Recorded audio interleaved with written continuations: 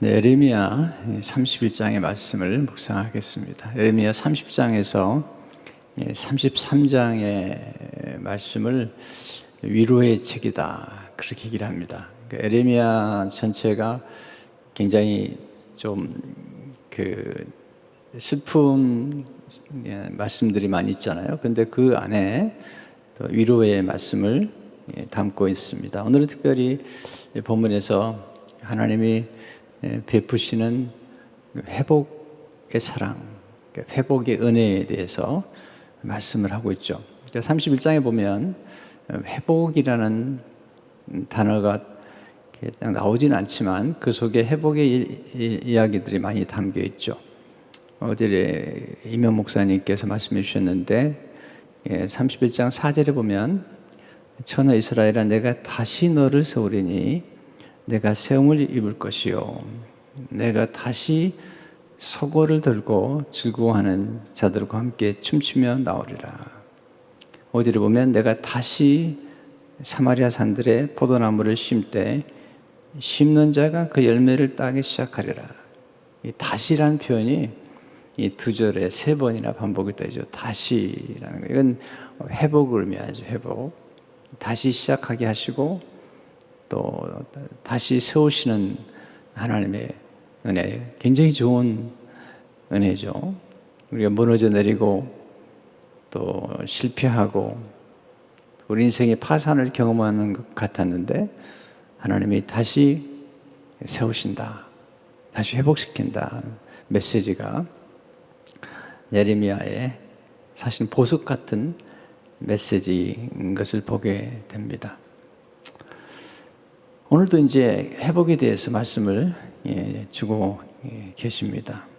10절에 보시면 이방인들이여 너희는 여호와의 말씀을 듣고 먼 섬에 전파하여 이르기를 이스라엘을 흩으신 자가 그를 모으시고 목자가 그 양떼에게 행함같이 그를 지키시리로다. 흩으신 자가 모으신다. 네. 목자가 양떼를 지킨처럼 지키신다, 이렇게 말씀을 하면서 이제 회복의 메시지를 증거하고 있습니다. 자, 그래서 우리가 오늘 굉장히 중요한 메시지들이 좀 전파가 되겠는데요. 하나님은 회복의 능력을 가지신 분이라는 거죠. 회복의 능력. 사람들 가운데는 사람들을 망가뜨리는 능력은 가졌지만 회복할 능력이 없는 분들이 많습니다. 회복시킬 능력이 인간에게 많지 않죠. 하나님께서 오늘 본문의 10절에 이방들이여 그렇게 얘기를 하세요. 이방들에게, 먼 섬나라에 있는 모든 나라들에게 하나님이 말씀하시는 거예요. 네, 내가 다시 나의 사랑하는 백성들을 회복시키겠다. 네, 만방에 알리라는 것입니다. 왜 이방들에게 알리라고 하는 걸까요? 사실 이방들이 유다 백성들을 정결케 하는데 하나님의 책망의 도구로 하나님을 쓰셨던 거거든요. 사실 그 이방들이 이스라엘 백성들의 소중한 것을 다 빼앗았죠. 성전을 회파하고 예루살렘을 무너뜨리고 포로로 그들을 끌어가고, 그러니까 이스라엘 민족에게는 굉장히 큰 아픔이 있었던 거죠. 상처가 있고 또 남자들을 다 데려가니까 처녀들만 남게 되는, 자녀를 낳을 수 없는, 이 전쟁터에 자꾸 백성들이 끌려가면 그 처녀만 많아지고요, 남자는 적은 상황이 되는 거죠. 네, 하나님께서 이방인들에게, 바벨론 또 여러 나라들에게, 아수르, 하나님께서 북이스라엘과 남유다를 정화시키기 위해서 하나님이 그들을 도구로 사용하셨는데 그들이 너무 심하게 다룬 거거든요. 네. 그래서 하나님께서 그들을 또 징계하시고 그리고 회복시키시는 것을 보게 됩니다. 그러니까 이방 나라들은 유다 백성들을 성전을 회파하고 무너뜨릴 능력은 있지만 회복시킬 능력은 없는 거예요. 그리고 이것을 아주 중요한 원리로 삼아야 됩니다. 왜 우리가 하나님을 의지해야 되는가? 네, 사람들이 귀해요. 하나님 사람들을 통해서 우리가 은혜를 베푸시기 때문에 사람들과의 관계를 절대로 무시해서는 안 됩니다. 하나님은 사람을 통해서 우리에게 은총을 베푸시는 거예요. 그래서 좋은 만남을 가꾸고 또 좋은 사람들과의 이렇게 커넥션을 갖는 것은 굉장히 중요한 하나님의 지혜죠. 그러나 하나님은 우리에게 하나님보다 사람을 의지하지는 말라는 거죠. 만약에 혈육을 의지하는 자는 사막에 간조한 것들을 보게 될 거라는 거거든요. 심지어는 에레미야 10장에 보면은 혈육을 의지하는 자는 저주를 받을 것이다. 그렇게 말씀하세요. 이것은 혈육이 중요하지 않다는 얘기가 아니라 하나님을 모르고 하나님을 의지하지 않고 하나님을 신뢰하지 않고 사람을 하나님처럼 신뢰할 때 사람이 가지고 있는 어떤 권세나 또는 능력이나 또는 돈을 너무 신뢰할 때 하나님은 좀 좋아하지 않으시잖아요. 왜냐하면 모든 것을 주시는 분 하나님이세요. 세상 사람들이 늘 우상처럼 생각하는 돈과 쾌락과 권력도 사실 하나님이 주신 거예요. 하나님으로부터 나온 거죠. 하나님이 모든 것을 주거든. 부도 기도 다 여호와께를 말미암는 것인데 사람들이 그것을 하나님으로 삼으면 안 되는 거거든요. 그것을 주신 분을 향해서 감사하고 그것을 주신 분을 향해서 기뻐하는 것이 필요하거든요. 이게 이제 C.S. 루이스가 자주 쓰는 표현이죠. 우리가 기쁨을 얘기할 때 기쁨의 원천을 더 지구하라는 거죠. 네. 이스라엘 백성들이 사실 하나님 그들을 건져내시고 놀라운 은혜를 베푸셨는데 그 은혜를 주신 그 하나님을 망각하고 우상을 섬겼던 거죠. 하나님께서 그들을 이제 책망하시고 하나님께로 돌이키는 일들을 하는 것을 보게 됩니다. 회복시킬 능력, 정말 좋은 거죠. 자주 쓰는 제가 예화인데요. 이건 제가 장경치 교수님께서 이제 교회 오셔가지고 주신 예화를 집회 가는 것보다 쓰고 우리 교회도 여러 번 쓰는데 이게 아주 중요한 스토리예요. 네, 다시 한번 할게요. 네, 어떤 아버지가 아들이 둘인데 아이스크림을 사온 거죠. 아이스크림 사왔는데 큰 아들과 작은 아들이 아이스크림을 먹는데 큰 아들이 빨리 먹은 거죠. 아이스크림을. 그리고 보니까 자기 동생이 아이스크림을 조금씩 빨아먹느라고 많이 남아있는 거예요. 동생을 불러가지고 얘기하는 거죠. 우리 가위바위보 해가지고 한 번씩 빨아먹자고. 그랬더니 동생이 안 한다고 그러니까 때리려고 그런 거죠. 형들이 가끔 때리잖아요. 그러니까 이제 맞기 싫으니까 그렇게 하자고 그래서 이제 가위바위보를 했는데 첫 번째 가위바위보에 형이 지죠. 동생이 한번 빨아먹어요. 두 번째 가위바위보는 형이 이기죠. 한꺼번에 다 먹어버린 거죠, 형이. 아이스크림을 상실해버린 거죠. 그런데 이 동생이 아주 지혜로워요. 네. 형 앞에서 울지 않고 아버지가 계신 안방 앞에서 우는 거예요. 그 이유는 뭐냐면 형은 아이스크림을 빼앗아 먹을 능력은 있지만 회복시킬 능력은 없는 거죠. 근데 아버지는 아이스크림을 회복시킬 능력이 있는 거죠. 이것은 예로 드는 거지만 또 사실 맞는 것이죠. 네. 세상에서 우리들에게 상처를 주고 아픔을 주는 사람들을 가끔 만나죠. 저도 만났습니다. 저의 인생을 완전히 망가뜨리겠다고 내 눈앞에서 얘기를 하고 그리고 괴롭혔던 사람들을 만났습니다. 근데 제가 그분들과 함께 제가 무슨 대화를 많이 나누거나 그렇지 않은 이유가 뭐냐면 그분들은 저의 인생을 괴롭힐 능력은 있지만 회복시킬 능력은 없는 거죠. 그래서 새벽마다 엎드렸어요. 하나님 앞에. 왜? 하나님만이 나의 인생을 회복시킬 뿐만 아니라 내가 잃어버린 것보다도 더 놀랍게 축복하실 것을 알았기 때문이죠. 욥이 모든 걸 잃어버리잖아요. 근데 여기에 욥의 마지막 부분을 보면, 최근에 제가 욥기 읽었는데 욥기 마지막 부분에 하나님께서 욥을 축복하시는데 이전보다 2배를 주실 뿐만 아니라 그의 생애의 마지막을 아주 복되게 하세요. 비밀은 용서에 있습니다. 욥이 그의 친구들을 용서하죠. 축복해지죠. 하나님께서 그에게 은혜를 베푸시는 것을 보게 됩니다. 그래서 간단하죠. 원리 중심으로 살아가는 거기 때문에 삶이라는 것은. 그래서 하나님 앞에 엎드렸습니다. 사람은 물론 어떤 사람들은 우리에게 큰 도움을 줄 수도 있지만, 그러나 그 공급에는 유한한 거예요. 그러나 공급이 무한하시면서 계속해서 우리의 삶을 회복시킬 뿐만 아니라 상실하는 것보다 더 많은 것을 줄 수 있는 분은 엘샤다이 하나님이세요.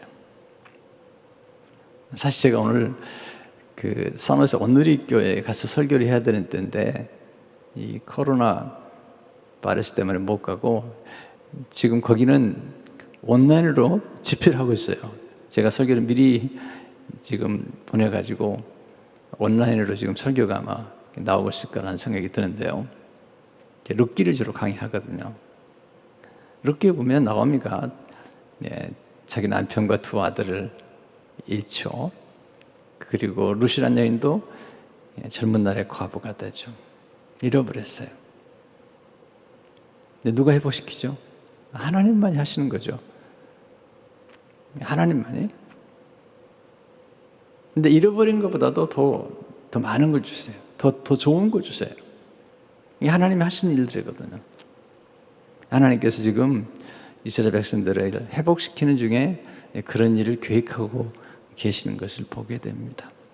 11절을 보시면 여호와께서 야곱을 구원하시되 그들보다 강한 자의 손에서 속량하셨으니, 하나님 회복시키기 위해서 구원하셨어요. 야곱이란 말은 유다를 생각하면 좋겠죠. 구원하시고 강한 자, 그들보다 더 강한 자, 하나님께서 이스라엘 민족들을 회개시키기 위해서, 회복시키기 위해서 그들을 강한 자의 손에 맡겼다가 하나님은 그들을 속량하셨다. 속량하다는 말은 비싼 값을 지불하고 그리고 사서 다시 회복시키다, 다시 자유케 하다, 그런 뜻을 가지고 있어요. 속량이라는 단어가 이제 하나님께서 이스라엘 민족들을 사서 자유케 하다, 그런 뜻을 가지고 있습니다. 하나님보다 강한 분은 없죠. 하나님보다 풍요로운 분은 없죠. 근데 우리는 참 이상해요. 그 하나님 앞에 나가서 의지하기보다는 때로는 너무 혈력을 의지하려고 하는 때가 많죠. 하나님은 회복의 능력을 가지고 계시다. 우리의 병을 치료할 능력뿐만 아니라 우리 인생 자체를 능히 회복시키고 역전시키고 반전시킬 수 있는 분이세요. 인생은 한 번 끝났다고 끝나는 게 아니에요. 실패했다고, 한 번 실패했다고 끝나는 건가요? 노, 절대 그렇지 않습니다. 하나님 거듭 기회를 주시는 분이고 다시 세우시고 다시 회복시키는 그런 분이세요. 저는 너무 예수 믿는 게 좋아요. 하나님을 믿는 게 너무너무 좋아요. 왜냐하면 하나님은 우리를 거듭 회복시키는 분이기 때문이시죠. 2 번째는 우리가 배워야 할 것은 하나님은 회복의 때를 아신다는 거죠. 13절을 보시면 그때라는 말이 중요한 거예요. 처녀는 춤추며 즐거워하겠고 청년과 노인은 함께 즐거워하리니 내가 그들의 슬픔을 돌려서 즐겁게 하며 그들을 위로하여 그들의 근심으로부터 기쁨을 얻게 할 것입니다. 놀라운 메시지잖아요. 여기서 중요한 단어 중 하나가 그때란 단어죠. 지금 이제 거짓 선지자들은 2년이면 된다는 거예요. 2년이면 회복된다는 거죠. 근데 예레미야는 아니라는 거죠. 하나님은 70년이 되어야 70년이 때가 찰 때 회복될 거라는 거죠. 자, 우리가 회복의 은혜를 우리가 받기 위해서는 조금 인내가 필요해요. 많은 분들이 너무 서두르잖아요. 저희 교회도 지금 수술하고 회복 중에 지금 계신 분이 계신데, 수술을 한 후에는 회복하는 데 시간이 좀 필요하잖아요. 일정한 때가 차야 돼요. 물론 회복이 조금 앞당길 수 있지만 하나님이 하신 일들을 보면은 시간이 걸리거든요. 70년이란 시간을 거친 다음에 그들을 회복하는 것을 보게 됩니다. 회복의 때는 하나님 정하세요. 그러나 중요한 것은 그 회복의 때가 오게 되면 순식간에 모든 것들이 이루어지는 거예요. 속히 이루어지는 겁니다. 우리가 상상할 수 없는 일이 순식간에 전개되는 거죠. 마치 추운 겨울에는 꽃이 피지 않죠. 네, 기도해도 안 돼요. 금식해도 안 됩니다. 근데 봄이 되면 순식간에 산천초목에 야산에 꽃들이 만발하는 거예요. 때가 왔기 때문에 그런 거죠.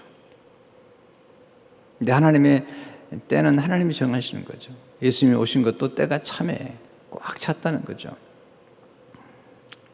네, 임신부들이 아이를 낳을 때 때가 차잖아요. 이게 때가 중요합니다. 네, 가끔 조산하기도 하지만 지금은 정말 의료가 잘 돼서 조산해도 다 괜찮더라고요. 그런데 옛날 같으면 큰일 나죠. 근데 하나님이 때가 돼서 그 때를 잘 기다려야 돼요. 이제 여기서 이제 때를 기다리는 사람들에게 뭐가 중요하냐, 이게 중요한 거죠. 많은 분들이 하나님의 때를 알지만 그 때를 위해서 그 때를 인간의 방법으로 자꾸 앞당기려고 그래요. 자꾸 그러니까 아브라함도 하가를 통해서 이스마엘을 낳고 그러는데, 또 모세도 한 사람을 쳐 죽이잖아요. 애굽 사람 쳐 죽이. 그거보다는 하나님의 때를 기다리는 것. 뭐하고 기다리죠? 네, 기도하며 기다려야죠. 또 준비하며 기다려야죠. 하나님이 다 준비된 사람들을 쓰시는 거죠. 그냥 기다리면 안 돼요. 제가 이제 기다림을 강조하니까 가끔 물어봐요. 어떤 분들이, 목사님 그냥 기다리면 돼요? 그냥 기다리면 안 됩니다. 이 기다림의 때에 공부해야 돼요. 학습해야 돼요. 네, 요셉 보세요. 준비하잖아요. 기다리는 동안에.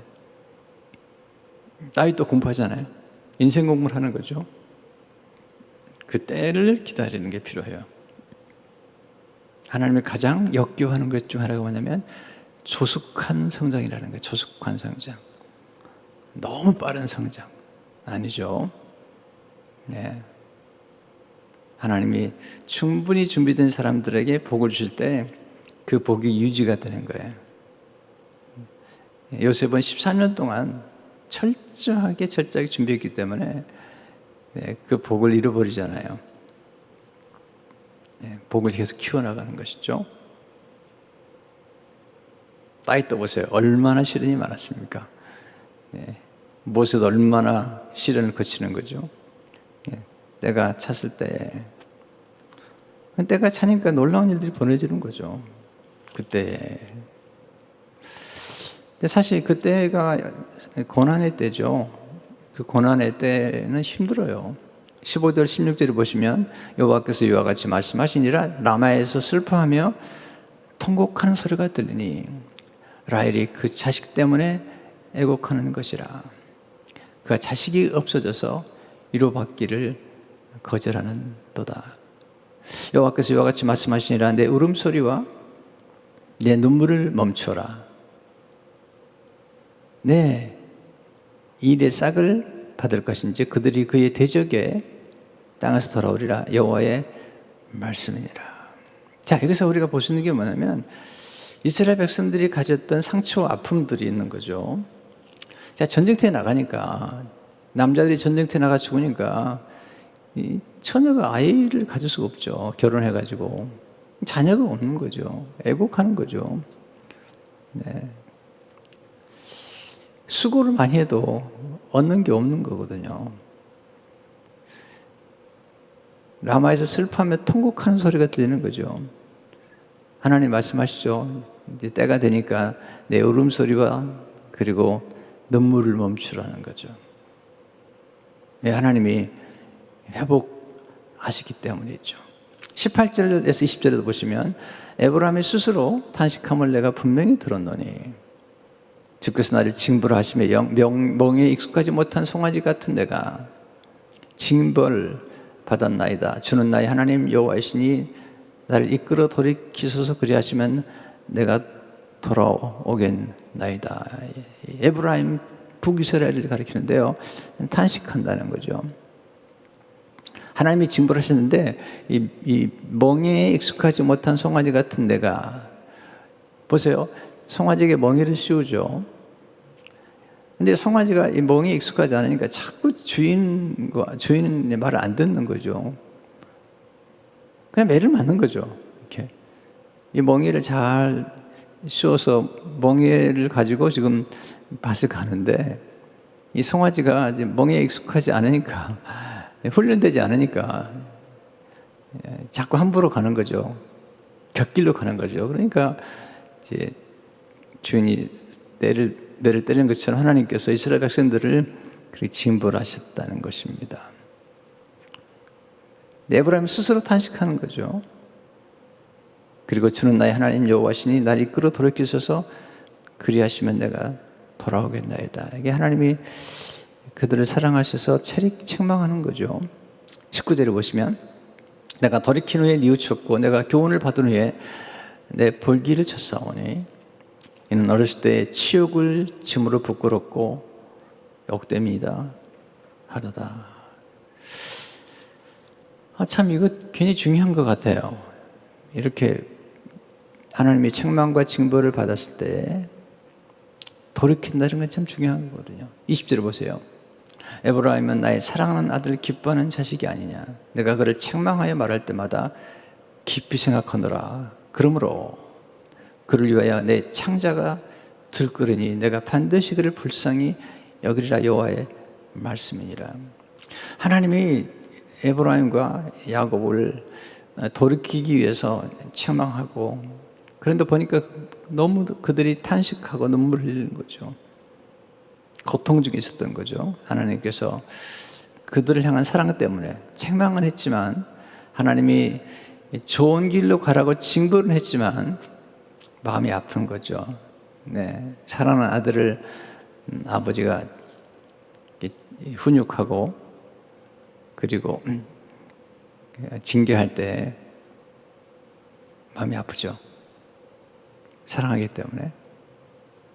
책망할 때 부모의 마음이 아프죠.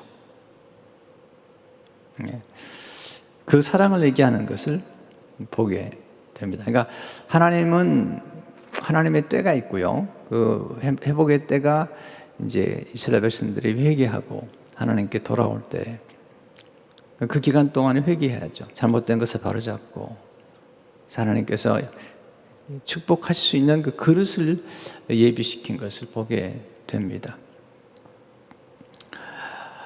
그 리거리 목사님이 한번 목회자들에게 세미나 할 때 했던 얘기를 저는 늘 가슴에 새기는데요. 하나님이 복을 주실 때 그 복을 유지하고 그 복을 키울 수 있는 길이 뭔가.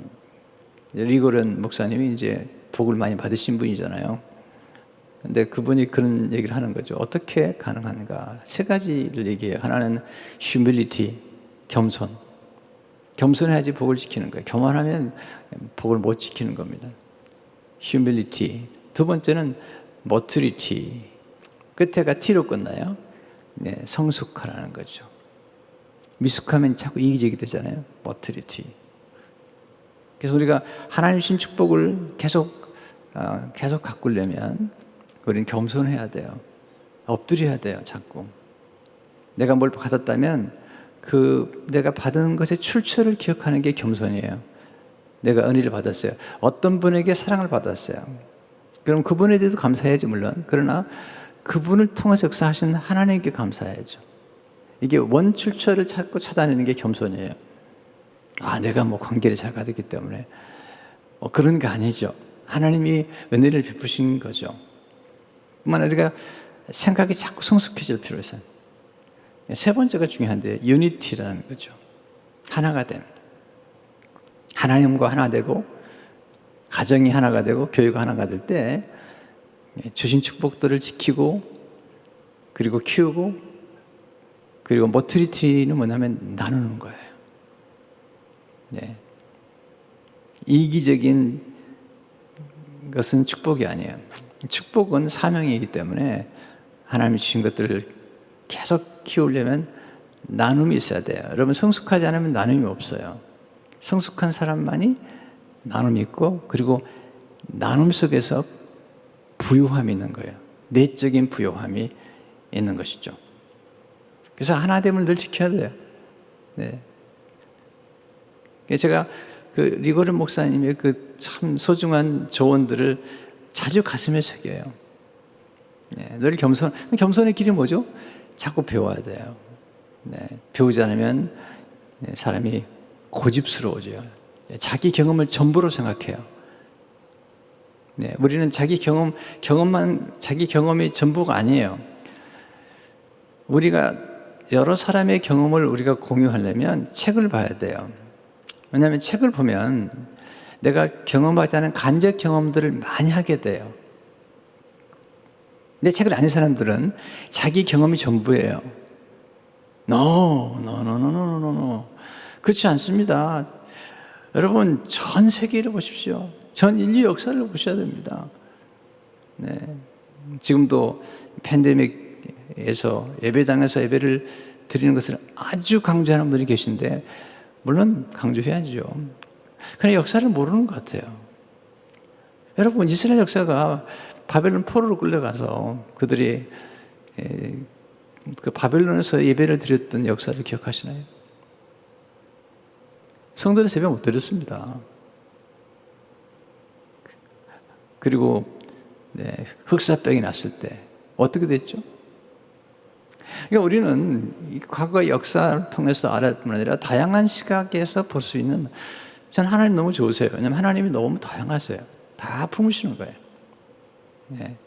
순복음도 품고 장로교도 품고 감리교도 품고 성결교도 품고 침례교도 품고 다 품으시는 거예요. 하나님이. 네. 어떤 분들은 어떤 목사님 막 욕하는 분이 계신데 저는 그렇게 생각합니다. 그분을 통해서도 예수 믿는 사람이 너무 많은 거예요. 네, 그분을 통해서 예수 믿는 사람이 너무 많은 거예요. 그렇게 극단적으로만 생각할 필요는 없어요. 하나님 얼마나 크신 분인데. 제가 늘 공부하는 이유가 뭔가? 공부를 해야지요. 내가 얼마나 부족한 것인가를 날마다 깨닫습니다. 이야, 내가 정말 모르는 게 많구나. 내가 안다는 건 정말 쥐꼬리만큼 한 거구나. 이런 사실들을 날마다 발견하는 거예요.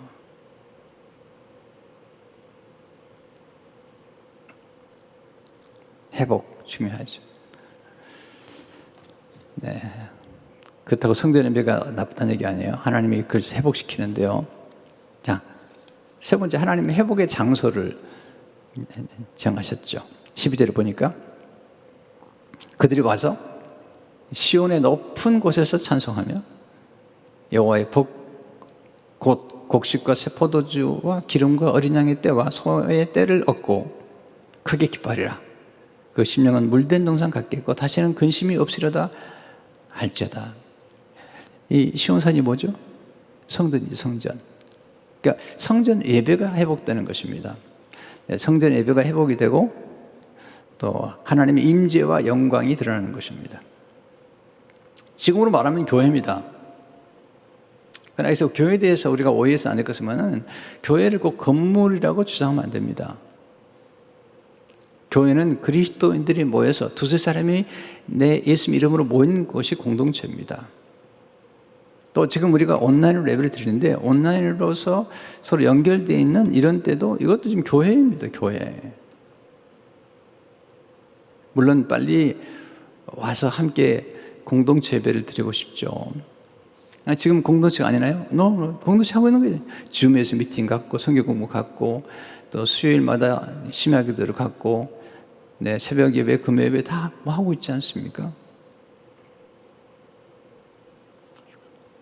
지금으로 말하면 교회입니다. 교회. 성전이 지금으로 말하면 교회죠. 시온산 지금으로 말하면 갈보리산이죠. 갈보리산. 십자가에서 예수님이 돌아가신 바로 그곳. 그게 회복의 장소입니다. 우리가 회복하려면 거듭 십자가로 돌아가야 됩니다. 그것이 우리의 회복의 장소이기 때문이죠. 자, 회복의 능력을 가지신 분이 하나님이시고요. 그리고 회복의 때를 정하신 분도 하나님이시고요. 근데 회복의 때 우리는 그냥 기다리면 안 되고 준비해야 된다는 거죠. 그리고 하나님 우리를 회복시키는 장소가 있는데 지금 우리에게는 시온산이 아니라 갈보리산이죠.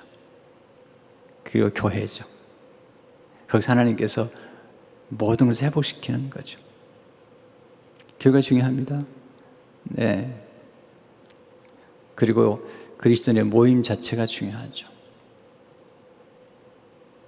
교회란 단어 자체가요, 에클레시아란 말을 쓰는데 이것이 세상으로부터 끌어내는 거죠. 끌어내는 거죠.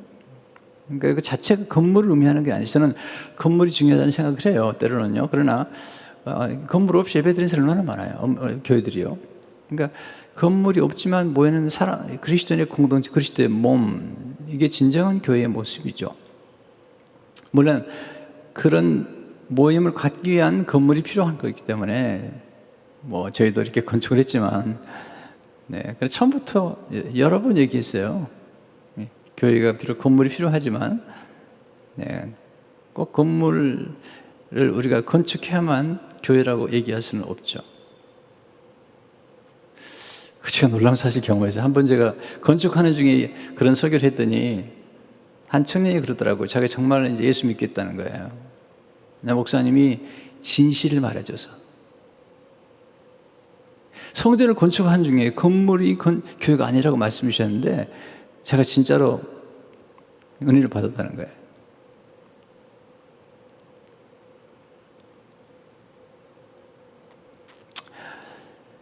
지금은 두세 사람을 모인 모든 것이 교회입니다. 교회.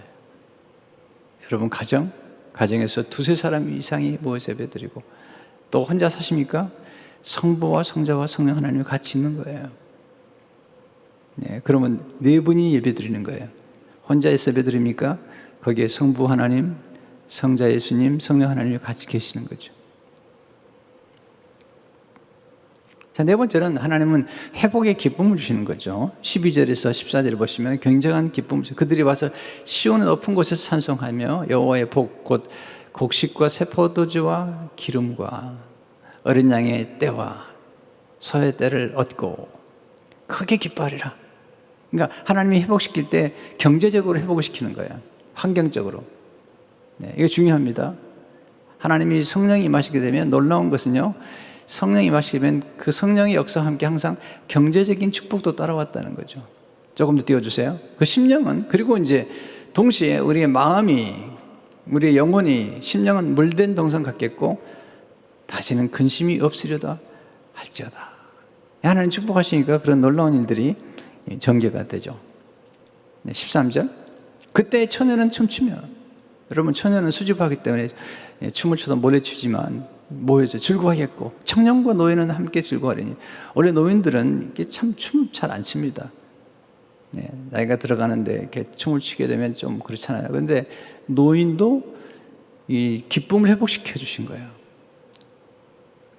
수줍어하는 처녀도 춤을 추고 청년과 노인이 함께 어울려서 춤을 추는 거죠. 이게 하나님이 기쁨을 회복시켜 주는 거예요. 나이가 들었는데 이제 노인이 때에도 하나님이 기쁨의 감정을, 여러분 나이가 들어보니까 이게 옛날 같은 감정이 아니에요. 죄송하지만.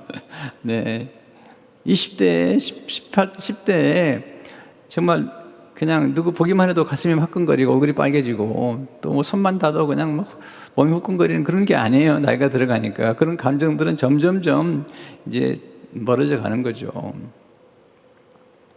그런데 하나님께 회복시켜. 노인은 함께 즐거워하는지, 내가 그들의 슬픔을 돌려서 즐겁게 하고, 이게 회복이죠. 슬픔을 돌려서 즐겁게 하고 그들을 위로하여 그들의 근심으로부터 기쁨을 얻게 하실 것입니다.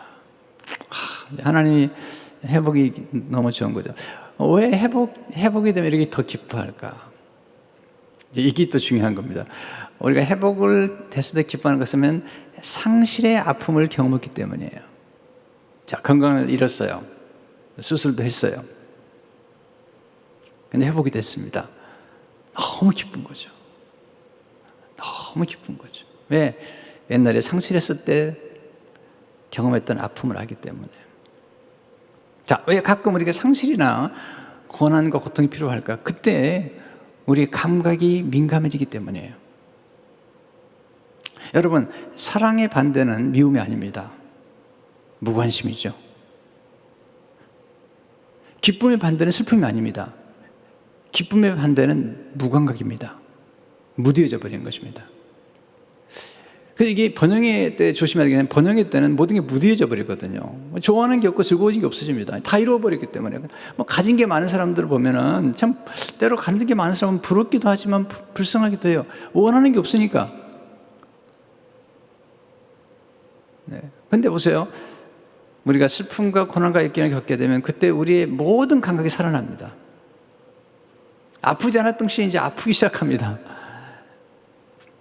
슬픔을 경험하게 됩니다. 자, 그런 슬픔을 경험했기 때문에 이제 회복이 됐을 때 진짜 기쁜 거예요. 잃어버렸을 때, 그리고 다시 회복되는 것들이 얼마나 기쁜지 몰라요. 여러분, 9.11 며칠 전이죠. 다 무너졌잖아요. 오, 충격. 네. 근데 다 회복이 됐어요. 하나님께서 은혜를 베푸시는 것을 보게 됩니다. 어떻게 가능하죠? 하나님이 복이 임해야 돼요. 복. 네, 12절을 보시면 복을 얘기하죠. 12절 보시면 그들이 와서 시온의 높은 곳에서 찬송하며 여호와의 복. 이 복은 하나님의 생명의 흐름이에요. 순식간에 풍성해지는 겁니다. 하나님 하신 일들을 보면 그래요. 하나님 기다리게 하시다가 티핑 포인트, 어떤 순간이 되면 순식간에 이럴 뿐만 아니라 하나님 앞에 정말 겸손하게 되면 짧은 시기에도 엄청난 일을 이루시는 거예요. 엄청난 일을 이루시는 거예요. 요셉 보십시오. 다니엘을 보십시오. 우리는 하나님의 능력을 제한하면 안 됩니다. 하나님이 복을 주시고 하나님 원하시면 어느 순간에 가서는 놀라운 야곱에게 주신 축복이 야곱의 때는 그렇지만 나중에 요셉의 때는요, 그 한 시대에 엄청난 일들이 벌어지는 것입니다. 이번에 IT 선교 우리 홍성지 장로님이 열심히 하시고 저희도 협력하잖아요. 근데 10년 돼 가지고 사역들을 이렇게 보고하는 줌 미팅을 가졌는데 10년 만에 정말 놀라운 일이 벌어졌습니다. 또 그 예수병원이라는 병원은 5년밖에 안 됐는데 놀라운 일이 벌어지고 있어요. 놀라워요. 김승돈이라는 선교사님이 평신도인데 놀라워요. 네. 전 경탄할 수밖에 없어요. 더 경탄한 것은 그 김승돈이라고 하는 한 평신도를 쓰시는 하나님. 왜? IT는 80%가 실업자이기 때문에 뭐든지 해도 다 잘 되는 거예요. 근데 80%가 실업자이기 때문에 아주 열악한 겁니다. 그러니까 뭐든지 해도 놀라운, 태권도 도장을 해도 잘 되고, 학교 도장을 해도 잘 되고, 한국 학교도 잘 되고, 영어 학교도 잘 되고, 다 잘 될 수밖에 없어요. 80%가. 물론 위험하죠. 그 위험한 만큼 또 놀라운 일이 전개되는 것을 보게 됩니다. 하나님 축복하시니까 환경의 복을 받게 되죠. 또 마음이 흡족해지죠. 이런 변화의 역사가 나타나는 것을 보게 됩니다. 14절을 보니까 내가 기름으로 제사장들의 마음을 흡족하게 하며 내 복으로 내 백성을 만족하게 하리라. 여호와의 말씀이라. 하나님 만족하게, 흡족하게 하십니다. 부족함이 없게 하시는 거예요. 네. 자, 여기서 회복이 있는데 무슨 회복이 있냐면 첫째는 보니까 12절을 보니까 찬송이 회복이 돼요. 찬송이. 12절을 보니까 시온의 높은 곳에서 찬송하며, 또한 춤이 회복이 돼요. 13절을 보니까 처녀는 춤추며, 이 춤이 회복이 돼야 됩니다. 14절을 보니까 기쁨이 회복이 돼요. 그러니까 기쁨으로 하나님께서 기쁨을 회복시켜 주세요. 17절을 보니까 소망의 회복이 있어요. 17절을 보면 너희 장래에 소망이 있을 것이라. 제일 중요한 게 있습니다. 20절에 나오는데 관계 회복이죠. 에브라임은 나의 사랑하는 아들, 기뻐하는 자식이 아니냐. 내가 그를 책망하여 말할 때마다 깊이 생각하노라. 북이스라엘 대표하는 게 에브라임이잖아요. 하나님께서 이스라엘 민족을 얘기하는 나의 사랑하는 아들, 또는 처녀 딸이라고 그랬어요. 네, 이스라엘 백성에서 처녀, 내 사랑하는 아들, 또는 처녀로 표현해요. 내 딸 표현하죠. 하나님이 그렇게 말씀하시죠. 관계 회복이죠.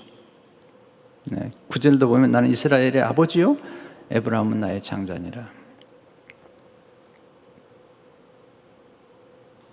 저는 여러 가지 회복이 있지만 제일 좋은 회복, 기쁨이 관계 회복 같아요. 하나님과의 관계가 회복이 되면서 모든 게 따라오는 것을 보게 됩니다. 자, 여기서 우리가 배우는 게 뭘까요? 오늘 제목이 책망하는 사랑, 회복시키는 사랑인데, 사랑이죠, 사랑. 사랑이 뭐죠? 사랑이 무엇이냐고 물으신다면 눈물의 씨앗이라고 말하시겠습니까? 네. 어제 우리 장경치 교수님 책을 보다 사랑에 대해서 쭉 얘기를 했는데, 참 사랑이 좋은 거죠. 자, 누가 사랑을 잘하는 사람일까요? 누가 사랑을 잘하는 분일까요? 하나님이죠, 하나님. 하나님이 어떻게 사랑하시죠? 자, 우리가 저분은 참 사랑을 잘하는 분이세요. 저분은 사람을 끌어요. 자, 어떻게 할 수 있죠? 보세요, 이런 거예요. 장 교수님 말씀 좀 필요하면, 사랑은 좋은 것을 보는 능력이에요. 좋은 것을 찾아내는 거예요. 여러분, 뭐든 사랑해 보세요. 네. 실패에도 좋은 게 있습니다. 비극에도 좋은 게 담겨 있는 거예요. 그러니까 우리는 자기 자신을 사랑하는 법을 배워야 돼요. 자기 자신을 정말 사랑해야만이 다른 사람을 사랑할 수 있는 거예요. 저는 이제 인생의 실패에 대해서 이번에 감성신을 썼는데, 내 인생의 실패에서부터 놀라운 것을 발견했습니다. 실패 속에 담긴 좋은 걸 본 거죠. 그렇기 때문에 저를 제가 보듬어 주는 거예요.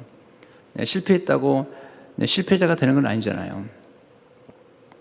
내 고난 속에서, 내 인생의 비극 속에서 좋은 것을 보게 된 거죠. 어떻게? 하나님의 시선으로 보게 된 거죠. 여러분, 누굴 사랑한다면요, 사랑하면 반드시 좋은 걸 찾아냅니다. 그리고 누가 뭐래도 좋은 사람이라고 말합니다. 변호까지 합니다. 자, 누가 사랑을 잘하느냐, 누가 사람을 얻느냐, 이게 사람을 얻는 게 중요합니다. 네, 사람 의지하지 마세요. 그러나 왜냐하면 사람을 얻어야지 구원하죠. 시작문에 보면 사람을 얻는 자가 지혜로운 자라는 거예요. 또 사도 바울도 내가 사람을 얻기 위해서 내가 모든 걸 다 한다는 거예요. 왜? 사람을 얻어야 그 사람을 구원할 수도 있고 키울 수도 있고 남길 수도 있는 거잖아요. 사람을 얻는 사람의 특징이 뭐냐면 자꾸 좋은 걸 보는 거예요. 좋은 것을 보는 눈이 필요한 거예요. 제가 받은 축복이 뭔지 아세요? 자꾸 좋은 게 보이는 거예요. 사람을 보더라도 참 훌륭한 게 자꾸 보이는 거예요.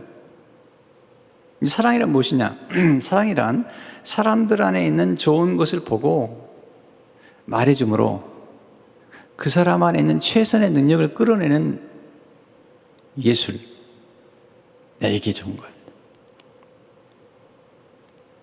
여러분, 사람 안에 있는 좋은 것을 보는 눈, 이 눈을 가지면 주님이 이렇게 말씀하시는 원수를 사랑하라는 거예요. 이게 어떻게 가능하죠? 하나님이 그런 거죠. 원수에게까지라도 좋은 걸 보라는 거예요. 원수를 친구로 삼으라는 거죠.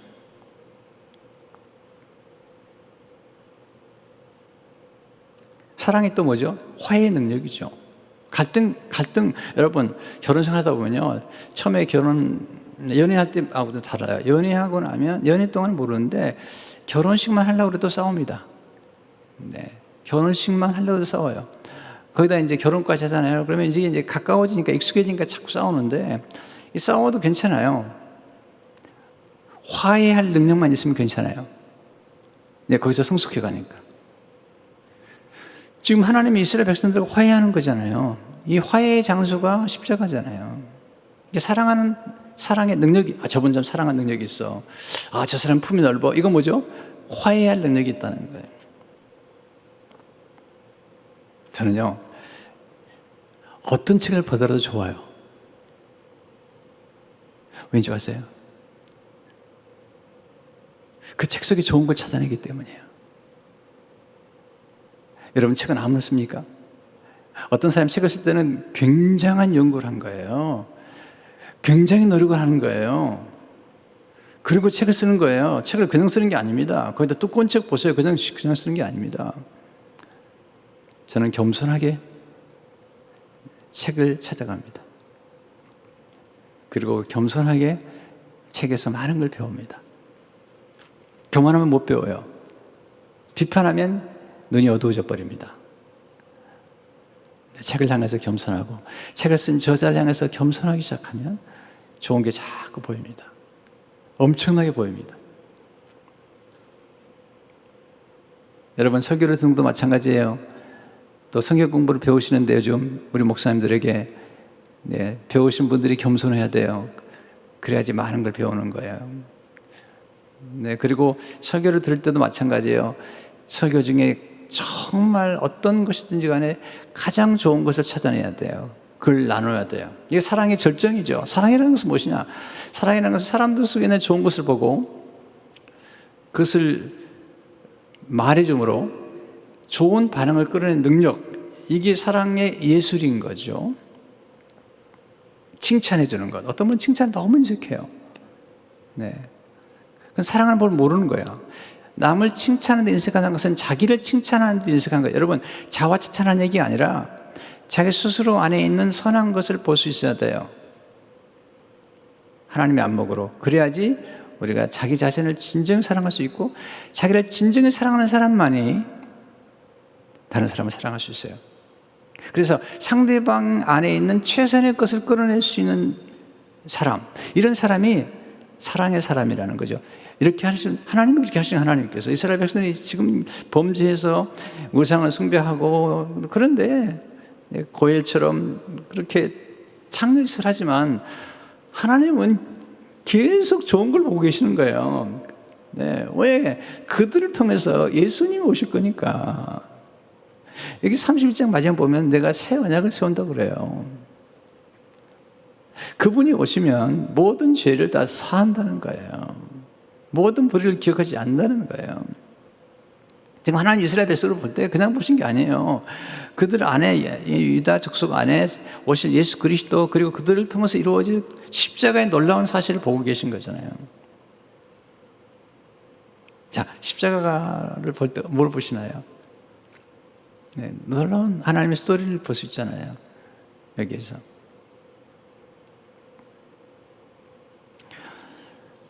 사랑하는 법을 배우는데 진짜 평생 걸리는 것 같아요. 지금도 배우고 있어요. 그렇지.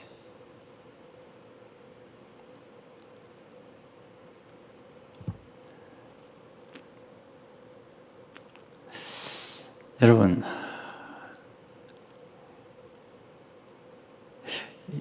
내가 사랑한다는 것은 상대방의 좋은 걸 보고 좋은 점을 찾아내고 그걸 기뻐하는 것. 그렇게 함으로써 다른 사람, 상대방의 반응을 끌어내는 것. 이게 사랑이라는 거죠.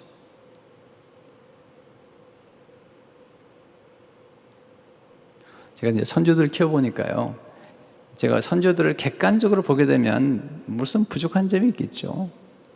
우리 선조들 셋인데, 그러나 사랑의 눈으로 보니까 너무 예뻐요. 항상 예뻐요, 그냥. 왜? 좋은 점을 찾아냈기 때문에. 우리 두 이제 큰아이 선조들이 우리 남정미 권사님의 그 아트스쿨에서 그 그림을 배워요. 그림을 딱 그리면 이제 그 카톡방에 올립니다. 올리면 제가 그냥 바로 슈퍼 엑셀런트 또는 슈퍼 엑셀런트 또는 와우 와우 와우 왜? 다 F4예요. 네. 그러니까 할머니 할아버지 너무 좋아하는 거죠. 왜냐하면 자기들이 사랑해 줄 뿐만 아니라 또 그 기뻐해 주니까 그 손녀들이 그 반응을 보이는 거죠. 너무너무 좋아하죠, 할머니 할아버지를. 그렇게 함으로써 상대방의 더 좋은 점들이 드러나기 시작합니다. 더 아름다운 점들이 전개되기 시작합니다. 하나님이 우리를 아세요. 제가 지금 기도를 하는데 하나님이 저를 너무 많이 아시는 것 같아요. 다 아시니까 하나님께 나가면 말씀을 많이 드려요. 하나님 참. 근데 하나님 저를 너무 아시는데 사랑하신다는 거예요. 왜? 내 안에 있는 그 좋은 것을 보시고 그걸 기뻐하시는 거예요. 네. 제 작은 믿음 하나 보시고 기뻐하시는 거예요. 나의 작은 선행 하나 보시고 그걸 기뻐하시는 거예요, 하나님이. 그러니까 자꾸 좋은 점을 끌어내시는 거예요, 내 안에. 여러분, 제가 여기까지 오기는요, 하나님 은혜고 또 하나는 성도들의 은혜입니다. 또 우리 목회자들의 은혜입니다. 자꾸 좋은 점들을 얘기해 주니까 더 좋아지는 쪽으로 가는 거예요. 네, 교회도 사랑하는 거 보면요, 자꾸 좋은 점 얘기하는 뿐만 아니라 사랑이 깊어지면 변호를 합니다. 변호를. 자꾸 변호를 합니다. 변호. 네. 그 사람 그런 사람 아니라고. 보세요. 이 말씀 맞출게요. 자꾸 길어지는데요. 우리는 누구를 나쁘다고 그러잖아요. 조심해야 됩니다. 우리가 누구를 나쁘다고 그럴 때 사실 우리가 잘 모르면서 나쁘다고 그러는 거예요. 나쁘다고 말할 때 나쁘다고 말하면서 계속해서 나쁜 점만 이 어떤 물에 발에 물을 담가는 나쁜 쪽만 얘기하면 계속 나쁜 쪽만 얘기하는 거예요. 나쁜 쪽으로 잘 해석하는 거예요, 다들. 끝이 없는 거예요, 계속해서. 근데 사실 나쁜 게 아니라 지금 그 사람과 나와의 지금의 관계가 안 좋은 거예요. 왜? 우리가 잘못 생각하는 게 누구를 나쁘다고 그럴 때 지금 그 사람하고 사는 사람도 있잖아요. 그분의 아버지, 어머니가 있잖아요. 그분하고 사는 사람도 있다니까요. 그분하고 친하게 지내는 사람도 많아요. 근데 우리 나쁜 사람, 그 사람과 나와의 관계가 지금 안 좋다고 그래서 나쁘다고 얘기하는 것이지, 관계가 바뀌어보세요. 금방 좋아지는 거잖아요.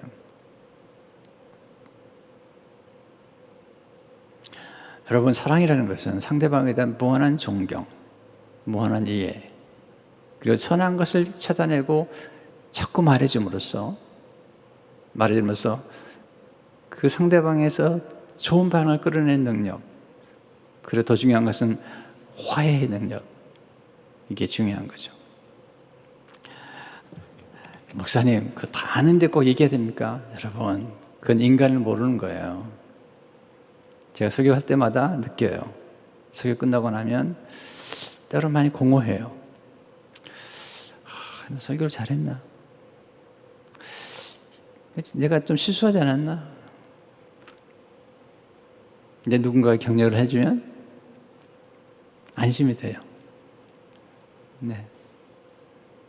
아마 어제 석희정 목사님도 그러셨을 것 같아요. 설교하고 집에 가서 내가 설교를 잘했나. 이 목회자가 죄송하지만 목회자는 사회학적으로 인기직업이래요. 여러분, 연예인들은 연애할 때는 굉장히 연기할 때 대단하지만 집에 들어가면 굉장히 공허한 것처럼, 네, 목회자가 그럴 수 있습니다. 뭔가요, 설교하고 나거나 무슨 사역했을 때 굉장히 힘들어요.